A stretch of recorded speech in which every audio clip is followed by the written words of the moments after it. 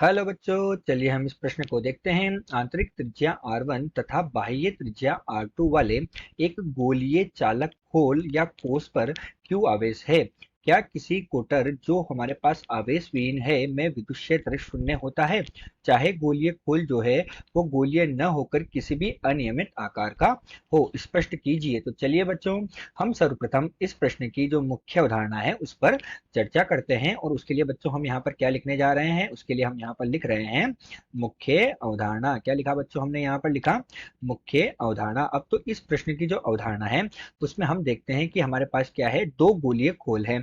अर्थात हमारे पास एक तो क्या है R1 त्रिज्या का, तो ये तो बनाया बच्चों R1 त्रिज्या का, और एक हम बनाते हैं बच्चों R2 त्रिज्या का, और ये हमने बनाया R2 त्रिज्या का। तो ये बाहर वाला तो हो गया R2 त्रिज्या का और अंदर वाला हो गया R1 त्रिज्या का। अब हमसे क्या कहा गया कि बाहर वाला जो है उसे हमने क्यू आवेश दिया है, तो माना हमने उसे धन क्यू आवेश दिया है। तो किसी भी गोलीय चालक को दिया गया आवेश जो होता है उसकी सतह पर एक समान रूप से वितरित होता है। इस प्रकार से एक समान रूप से ये वितरित हो जाता है। और अंदर वाले चालक पर हमें आवेश का मान कितना दिया गया, तो अंदर वाले चालक के लिए कहा गया कि इस पर आवेश का मान कितना है, शून्य है। तो इस प्रश्न की मुख्य अवधारणा यह है कि किसी भी गोलीय चालक को दिया गया आवेश उसकी सतह पर एक समान रूप से वितरित होता है। चलिए बच्चों, अब हम मुख्य अवधारणा के आधार पर क्या करेंगे, प्रश्न को हल करेंगे। तो अब हम क्या देख रहे हैं, प्रश्न का हल देख रहे हैं। अब प्रश्न के हल में देख रहे हैं कि ये जो अंदर वाला चालक है उस पर आवेश का मान शून्य है। तो अंदर वाले चालक पर जब हम क्या करेंगे, फ्लक्स का मान निकालेंगे। तो फ्लक्स क्या होता है बच्चों, हमारे पास अंदर वाले चालक पर फ्लक्स निकाल रहे हैं और फ्लक्स का मान होता है हमारे पास फाई।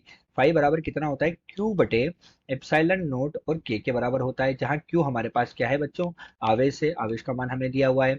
के हमारे पास परावैद्युतांक है, तो परावैद्युतांक हमने इसमें भरा ही नहीं है, तो के भी हमारे पास नहीं आएगा। और एप्सिलॉन नोट बच्चों एक नियतांक होता है। ठीक है बच्चों, तो यहाँ से हम इन सबका मान रखेंगे। जब इनका मान रखेंगे तो हमारे पास क्यू का मान ही जीरो है, और क्यू का मान जीरो है तो हमारे पास फ्लक्स का मान कितना होगा, जीरो होगा।